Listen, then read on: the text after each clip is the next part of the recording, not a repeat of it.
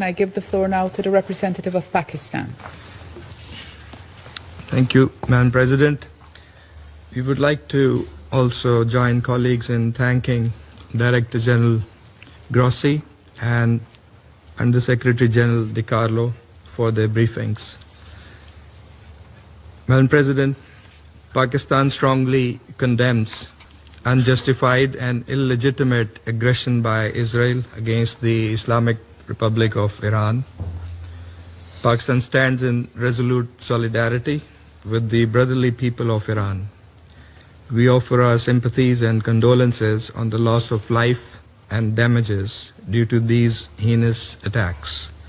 The Israeli military strikes violate the sovereignty and territorial integrity of Iran and clearly contravene the UN Charter and fundamental principles of international law.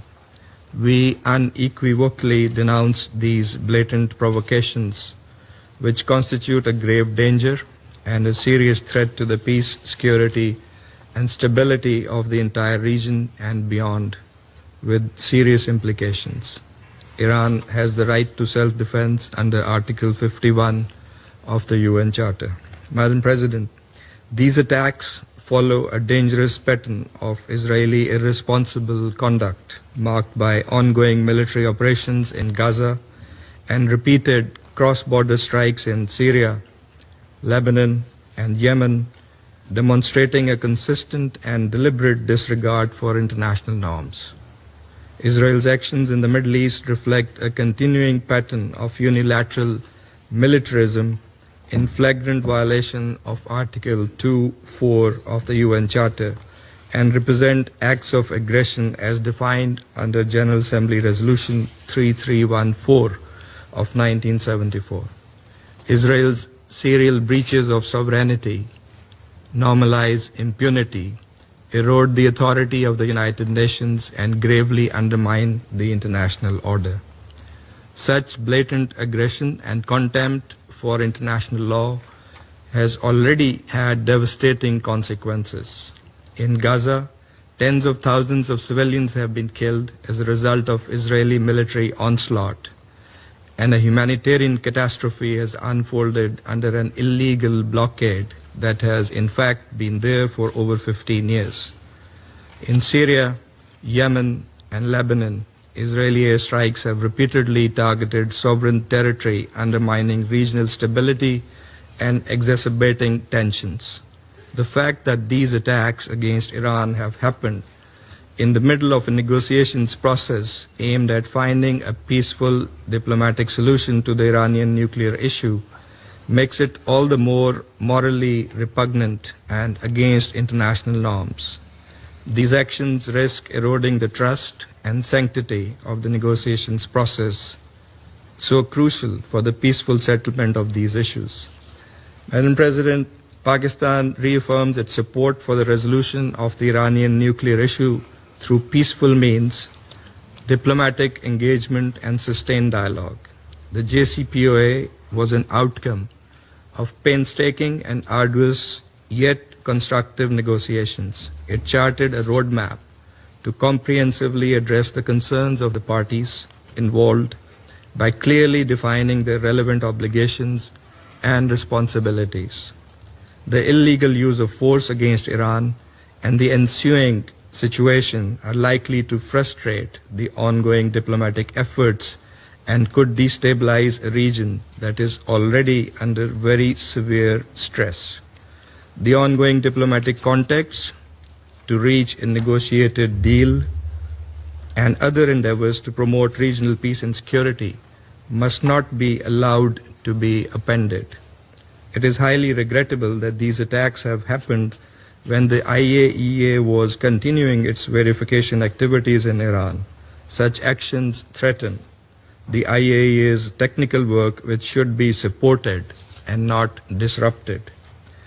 Israel has violated international law, IAEA statute, and several IAEA resolutions by attacking the IAEA safeguarded facilities.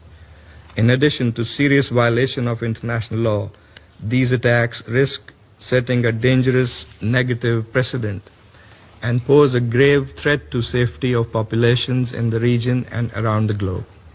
Pakistan, as an immediate neighbor of Iran, is therefore seriously concerned. Security Council Resolution 487 strongly affirmed such attacks as a clear violation of the UN Charter, the norms of international conduct, and a serious threat to the entire IAEA safeguard regime. We call on all parties, Madam President, to fulfill their respective obligations and responsibilities and avoid escalation. Even in these testing times, diplomatic engagement and dialogue must be prioritized. Clearly, the international community is in favor of peace and stability in the region. In a few days, next week, the international community, the UN membership, was to come together to express its will to chart the path for the Palestinian state as part of the two-state solution that would usher in the long-awaited, just and durable peace in the Middle East. Israel's reckless and irresponsible behavior cannot be allowed to jeopardize the efforts for peace, endanger the stability of the entire region, and risk wider escalation, thereby threatening global peace and security. The Security Council bears primary responsibility to maintain international peace and security and to stop this aggression immediately. It must hold the aggressor accountable for its actions. This Council must deny Israel the free hand and the impunity with which it continues to operate in defiance of international law and international opinion. It is also our collective responsibility to reject any notions by anyone, anywhere, that seek to distort, misuse, and abuse the right of self-defense in violation of international law and the UN Charter. Finally, this Council must collectively muster the courage to take positions and adopt decisions that are in full conformity with the Charter of the United Nations. In accordance with its responsibility, the Council should encourage, support, and prioritize dialogue and diplomacy to advance peaceful resolution of conflicts. That is the only viable path forward, as many around the table have also echoed in their comments. I thank you, Madam President. I thank the representative of Pakistan for his statement.